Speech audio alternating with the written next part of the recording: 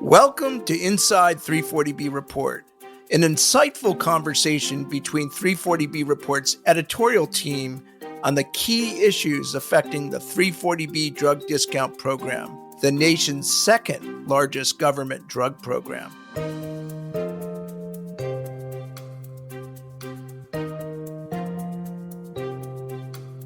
Hello, and welcome to the latest episode of Inside 340B Report. I'm Ted Slafsky, publisher and CEO of 340B Report, and I'm joined today by Shannon and Will Newton, who are both 340B Report associate editors and senior writers. Before we dive into the latest 340B developments, I want to let our listeners know that we're pleased to offer a special 25% discount to 340B Report first-time subscribers. You can go to the subscribe tab at 340breport.com and use the coupon code podcast25 to take advantage of the discount. I know you will find our news service to be a very valuable investment. Also, I want to encourage you to check out 340B Report's new business-focused podcast, 340B Leaders Upfront, hosted by a longtime colleague of mine, Anna Mangum. The podcast showcases conversations with industry executives who are at the cutting edge of innovation and leadership in the 340B space. Today, we're going to discuss key takeaways from the Senate Health and Education, Labor, and Pensions Committee's October 23rd hearing on the 340B program, what happened at the recent 340B Grantees Fall Conference in Atlanta, and our recent subscriber-only webinar focused on HRSA's 340B rebate pilot model and where we may be headed next. Shannon and Will, you both covered Thursday's HELP Committee hearing. What stood out to both of you? Yeah, so notably, the HELP Committee, which has jurisdiction over the 340B program in the Senate, held the hearing despite an ongoing federal shutdown. So that was interesting in of itself. It also marked the first hearing dedicated solely to 340B in the 119th Congress. So while the program has come up and a few other hearings that were on other health issues, this is really the first time lawmakers dove into this issue. Also interesting, U.S. Senator Bill Cassidy, a Louisiana Republican who's been an outspoken critic of the 340B program, he chairs the HELP Committee, so he presided over the hearing. The committee also contains several members of a bipartisan Senate working group that's been drafting 340B reform legislation known as the SUSTAIN Act. We haven't seen the final version of that bill be introduced in Congress. It's been being drafted now for the last couple of years. We're still waiting for it to formally be introduced. And if you'll probably remember, before becoming chair, Cassidy led a years-long probe into 340B. And in April, he released the findings and recommendations from that investigation in a report. His office announced the hearing entitled The 340B Program, Examining Its Growth and Impacts on Patients, about a week before it took place. And it invited Aditi Sen, who is the Congressional Budget Office's Health Policy Studies Unit Chief, and Michelle Rosenberg, the Government Accountability Office's Healthcare Director, as its witnesses. And the Democrats invited William Feldman, who is a Los Angeles-based physician and health policy researcher who has authored several studies about 340B, including some that have raised concerns about the program, as its witness. And then about 24 hours before the hearing started, dark money group Building America's Future began running some billboard LED truck ads in Washington, D.C. Now, I'm sure you'll remember the name Building America's Future because they've run similar campaigns in multiple states, especially red states, that have looked to pass contract pharmacy access bills in 2025. These ads that they were running in Washington on Wednesday were thanking senators for, quote, cracking down on the program. And they also accused the 340B program of being ripe with fraud and abuse. So given all of that, that is sort of the background in which we entered Thursday's hearing. I think a lot of 340B provider advocates and stakeholders were expecting the hearing to be largely focused on criticisms of the program, but that didn't really occur. Wouldn't you say, Will? Yeah, definitely. So I was attending and covering the hearing in person. It was a full house, and myself, just like you, and I think most everyone in the room was very much expecting it to be a hearing that would really be grilling the 340B program and focusing on a lot of criticisms of it. And very much started that way with Senator Cassidy, who had the opening statements that focused on a lot of his usual criticisms of the program, that it does not have enough oversight, particularly for hospitals, that a lot of third-party administrators and PBMs benefit off of it, that it doesn't benefit patients as much as it should, etc. But after Cassidy's opening remarks, it pretty quickly took a turn. So the first Republican senator who questioned witnesses, Senator Tuberville from Alabama, he right off the bat was calling for expanding the 340B program and talking about its importance to hospitals. Several other Republicans, including Senator Collins from Maine and Senator Murkowski from Alaska, were also talking about the importance of the 340B program to hospitals in their states. Murkowski was talking a lot about the benefits of contract pharmacies and telehealth models, though she also did raise some concerns about sort of how the program benefits patients. There were several Republicans as well who were more critical of the 340B program, including Senator Husted from Ohio, Senator Marshall from Kansas, and Senator Banks from Indiana.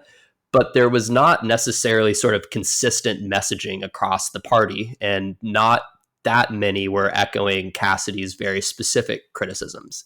It was also pretty notable that the hearing veered off topic quite a bit. And there were a lot of Democrats who spent half of their time, in some cases all of their time, not even talking about 340B, and instead focusing on the fact that there was a federal government shutdown and criticizing Medicaid cuts and the reconciliation law, known as the One Big Beautiful Bill. And so 340B wasn't even the central part of a lot of their questions.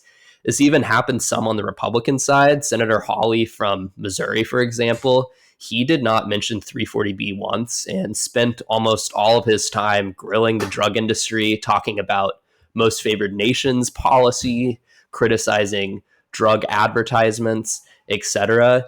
So it was not really necessarily even on topic the whole time. And this stood out to me a lot because it was very different from past 340B hearings I covered. And I was in Congress last year for an Energy and Commerce Oversight hearing, a House committee focused on 340B.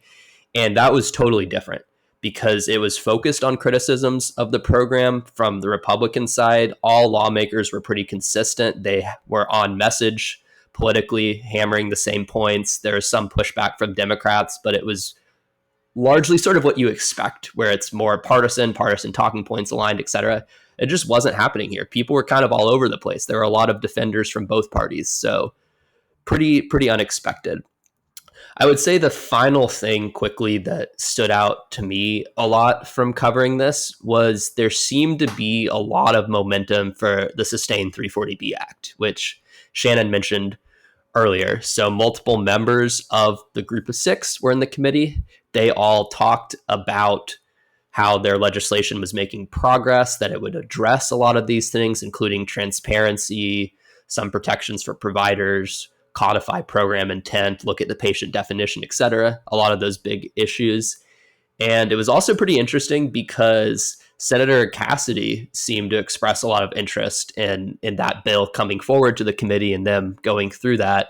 And that was notable because at a conference in DC for health centers that I attended at the very beginning of this year, Senator Cassidy spoke there.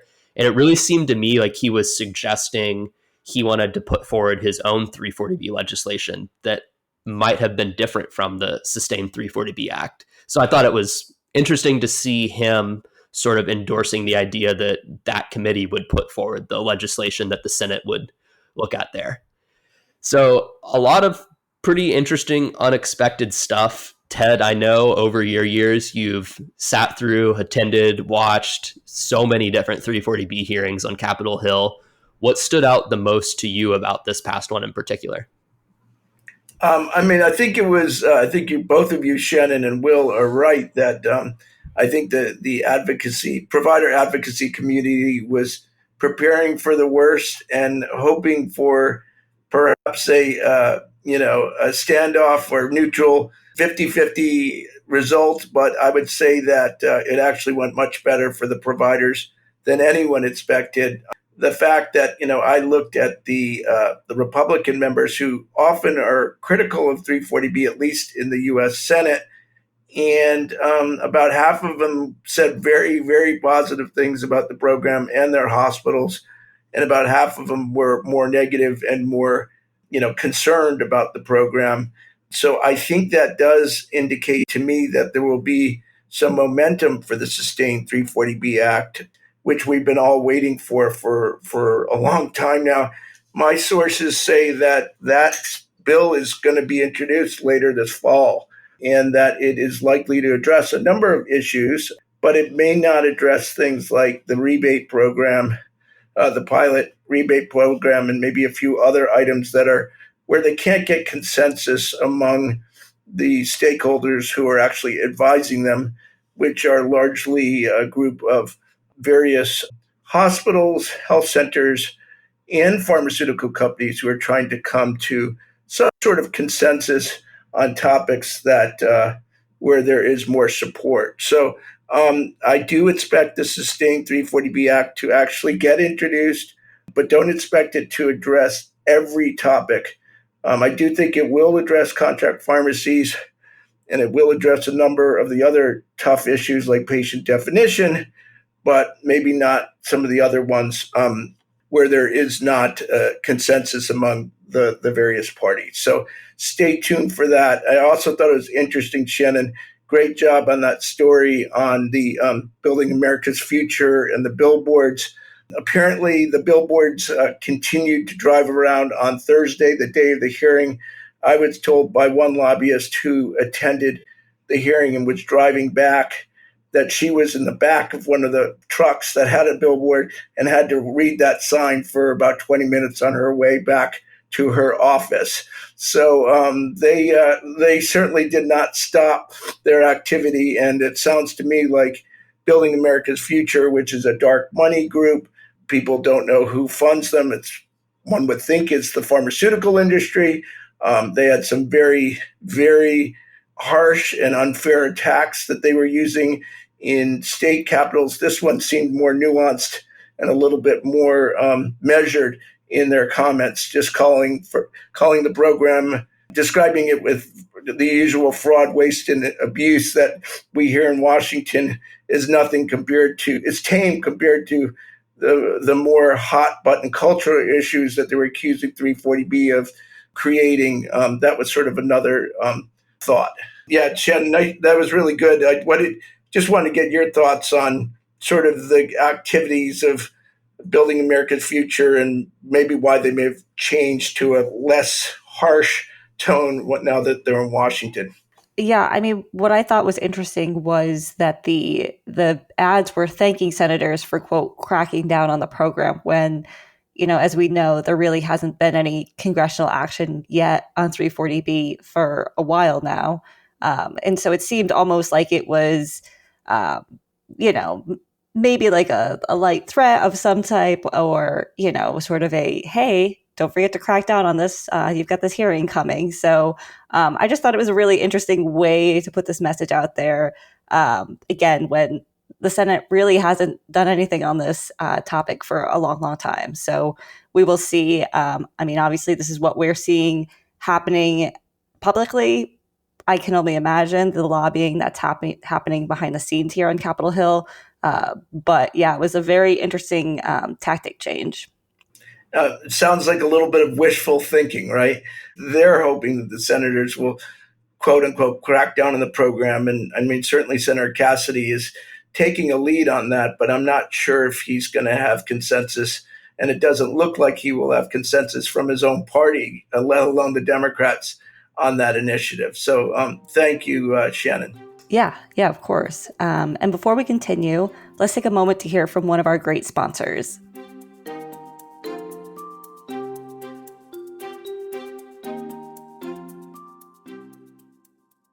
Pillar Health sets the standard in 340B with innovative solutions that empower organizations and drive operational success. With a foundation of integrity, exceptional service, and relentless innovation, Pillar Health takes the complexity out of managing your 340B program. Focus on what matters most, serving your community, and let Pillar Health handle the rest. Find out more at pillarhealth.com. Will and Ted, you both traveled to Atlanta this week for the 340B Grantees Fall Conference. Can you give us a recap of the conversations that happened there, including those that you both moderated or participated in? Yeah, definitely. I moderated a panel on state 340B legislative activity, which was super interesting. I was joined by Marty Carty from the Oregon Primary Care Association, Frank Waters from the Michigan Primary Care Association, and then Logan Yoho, who works at FQHC 340B compliance and also recently testified in Ohio.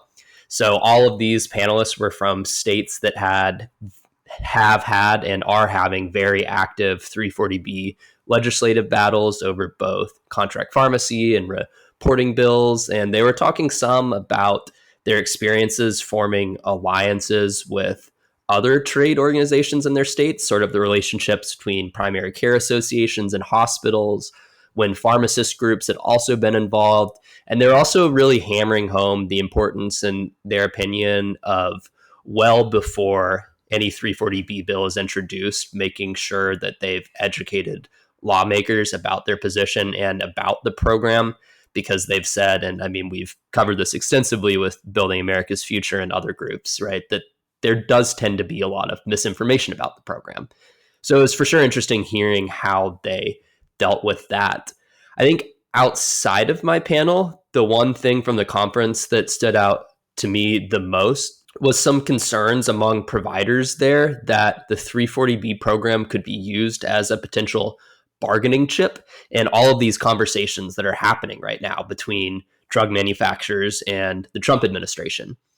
As we know from a lot of our coverage, right, drug manufacturers have been negotiating over pharmaceutical tariffs. They've been making these big announcements about these direct-to-consumer projects, Trump RX.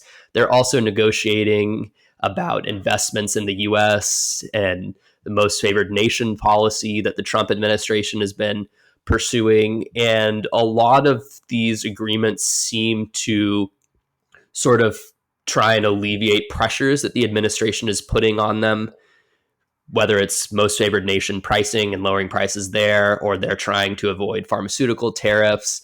And so in this sort of give and take, and we've seen this administration be very negotiation based, it is for sure likely and possible that the 340B program is something that manufacturers have on their wish list when they're trying to get concessions from the government in exchange for investments they're making.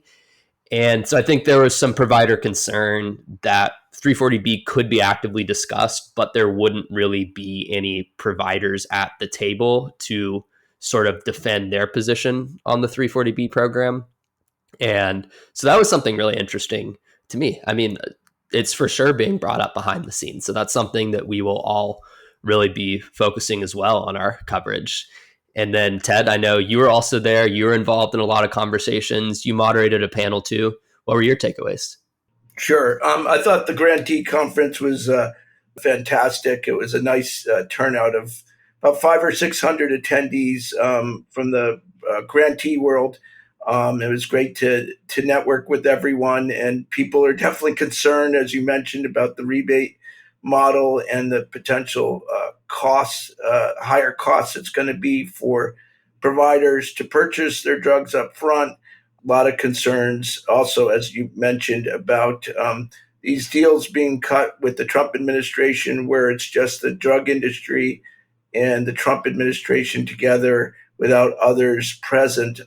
I will say that I traveled directly from Atlanta, where the Grantee Conference was, to New York City for a a highly attended conference that largely is made up of drug industry lobbyists as well as drug industry representatives from all the major drug companies. And the theme, the takeaway from one of the panels was the advisors, the lobbyists were saying, make sure when you're cutting a deal with Trump, and if you're offering if you're offering a really good deal on most favored nation pricing for all Medicaid drugs, don't necessarily have it apply to 340B. Now, we all do know that under the Medicaid 340B program, there are very good prices already, but perhaps there are better prices being negotiated right now under the most favored nation clause. And the argument is that the drug company lobbyists were saying is that the 340B program is bigger than the Medicaid program, and you don't want that liability. So it is possible that there are going to be carve-outs that will prevent the 340B providers from getting the same prices that are available that are being applied to the Medicaid program. And there perhaps will be legal challenges to that effort. So I'm going to be very interested to keep an eye on that particular matter. Thanks, Ted. Also, I would be remiss if we're talking about highly attended events if I didn't mention our recent subscriber-only webinar. We hosted one on HRSA's 340B rebate model pilot program. Will moderated the conversation, which happened on October 15th. It also featured Catherine Richardson, who is the managing director at Second Sight Solutions, that runs contract pharmacy claims, clearinghouse vendor 340B ESP, and a new 340B rebate platform, Beacon Channel Management. We also heard from William Von Osen, who is a principal at the law firm Powers, Piles, Sutter in Verville. And we also heard from Larry Crowder, who is vice president of strategic accounts at pharmaceutical distributor Morrison Dixon. The speakers discussed key developments in the debate over converting the 340B program from an upfront discount to a back-end rebate. You might have heard something about that on this podcast. They also looked at how HRSA's rebate pilot program would affect covered entities, wholesalers, and third-party administrators, and they touched on ongoing litigation over whether rebates should be allowed to go forward and if the government can decide their scope. So if you haven't watched it yet, I highly recommend you do so. You can find it on our website. It included a lot of timely information about the forthcoming 340B rebate models implementation, which everyone here should know by now is a very hot, timely topic. Ted, is there anything else you want to add about our webinar? Yeah, we had a tremendous turnout for those. I think that's one of the great services that our subscribers get. We do a quarterly webinar, and that comes as an additional free service, but it's only available for subscribers. The discussion was very timely. There was some debate over the rebate program. One of the speakers was passionate in his concerns over the rebate program and why it should not be implemented, while Catherine Richardson, who's running one of the big platforms, gave a different argument, and I thought it was a really, really good discussion, and we've gotten tremendous feedback from it. So I would definitely encourage all those who are subscribers to go to the webinar section of our website and check out that really interesting discussion, as well as some great slides. I am hearing that the rebate model may be going forward fairly soon. In fact, by the time this by the time this podcast gets recorded and aired, it actually could be out. We're recording this on a Friday morning, and I think we'll go live on Monday. We shall see whether the drug companies have received letters from HRSA by Monday. I can guarantee you that we will be on top of this, just like we're on top of every other topic. You can count on us for all the developments on 340B. And I do want to thank both of you for doing a tremendous job yesterday in covering that hearing and delivering a very detailed, comprehensive article within a few hours of that hearing that I thought was just really well written and well reported. So keep up that great work. With that, I think we're going to wrap up for the day. We will continue to keep an eye on all things 340B related and be back in 2 weeks with a new episode. Of course, we will report on anything that happens in the meantime on our website. Please follow along with our twice weekly newsletters. And just one more reminder, if you're not a current subscriber, you can take advantage of our 25% discount for first-time subscribers only by going to 340breport.com, clicking on the subscribe button, and using the discount code podcast25. Thank you again for joining us, and thank you, Shannon and Will, for all of the excellent work you're doing out there in the field.